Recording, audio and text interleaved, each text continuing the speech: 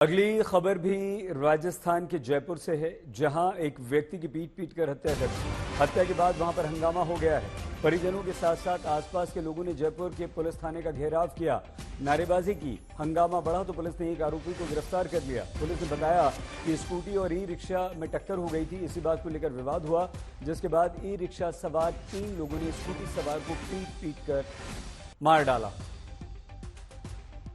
चला है तो पता करते हैं कि ऐसा कुछ हुआ है। बाकी राजस्थान में जब से एनडीए की केंद्र में सरकार बनी है, उसके पहले राजस्थान में भाजपा की सरकार बनी, तो आप देखें कि अपराधियों को पकड़ा ही जा रहा है। अपराधी बच नहीं सकता।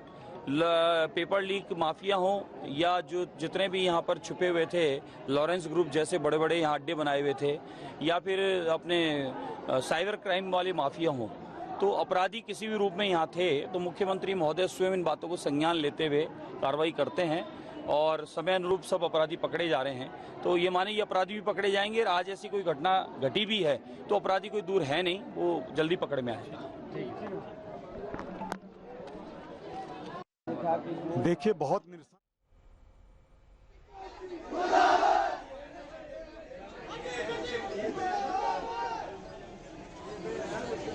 तनाव है। देखिए, एक युवक की पीट कर वहां पर हत्या कर दी। मामूली सी बात थी। ई रिक्शा में सवार 3 लोग थे, स्कूटी पर ये युवक जा रहा था, दोनों की टक्कर हुई और उसके बाद उस युवक की पीट कर हत्या कर दी गई। पुलिस क्या कह रही है, सुनवाते हैं आप।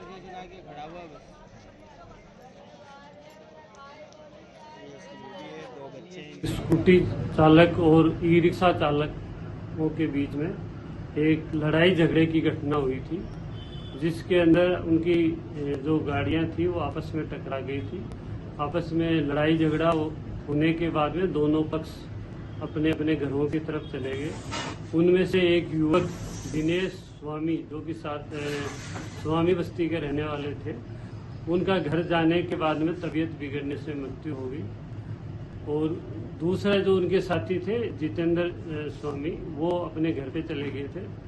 और ई रिक्शा चालक थे, उनमें से 3 लोग थे जिनको हमने आइडेंटिफाई कर लिया है और उनमें से एक युवक को हमने गिरफ्तार भी कर लिया है। जयपुर में मामूली कहासुनी के बाद हुई एक युवक की मौत के बाद जमकर बवाल कट रहा है। पहले हम आपको पुलिस थाने के बाहर का नजारा दिखाते हैं, जहां के बड़ी संख्या में लोगों ने घेराव किया है। देखिए, शास्त्री नगर पुलिस थाना है, जहां पर बड़ी संख्या में लोग यहां पर पीड़ित परिवार के साथ धरने पर बैठे हुए हैं और कहीं ना कहीं पुलिस के और जो प्रदर्शनकारी है उनके बीच तीखी नोकझोंक हो रही है। थोड़ी देर पहले यहाँ पर हालात तनावपूर्ण हो गए थे, क्योंकि दूसरी तरफ यहाँ पर मोहल्ला समुदाय विशेष का आता है। ऐसे में लोगों ने उस तरफ कूच कर दिया था, लेकिन अब एसडीआरएफ के जवानों ने यहाँ पर मोर्चा संभाला हुआ है। देखिए, यहाँ पर आपको आगे की तस्वीर दिखा देते हैं कि आपको आगे दरगाह है, उस दरगाह के आगे मस्जिद है और इसी तरफ भीड़ ने कूच किया था और उसके बाद यहाँ पर कुछ दुकानें और घर हैं, यहाँ पर पत्थरबाजी भी की गई थी।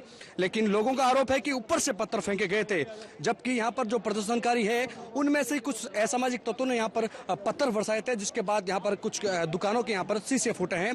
हालात फिलहाल तनावपूर्ण बने हुए हैं। पुलिस समझाइश करके कहीं ना कहीं मामले को शांत करने का प्रयास कर रही है, लेकिन जैसे तैसे पुलिस कर्मी यहाँ पर मामले को एक तरह से कहें कि समझाइश करके सल्टाना चाहती हैं। लेकिन लोगों का कहना है कि पीड़ित परिवार को 50 लाख का मुआवजा दी जाए, साथ ही सरकारी नौकरी भी दी जाए। हमारे साथ एडिशनल डीसीपी बजरंग सिंह शेखावत जी है, उनसे जान लेते हैं। सर, थोड़ी देर पहले स्थिति थोड़ी तनावपूर्ण हुई थी, कुछ पत्थर बरसाए गए, किस तरफ कहता है, किसने बरसाए?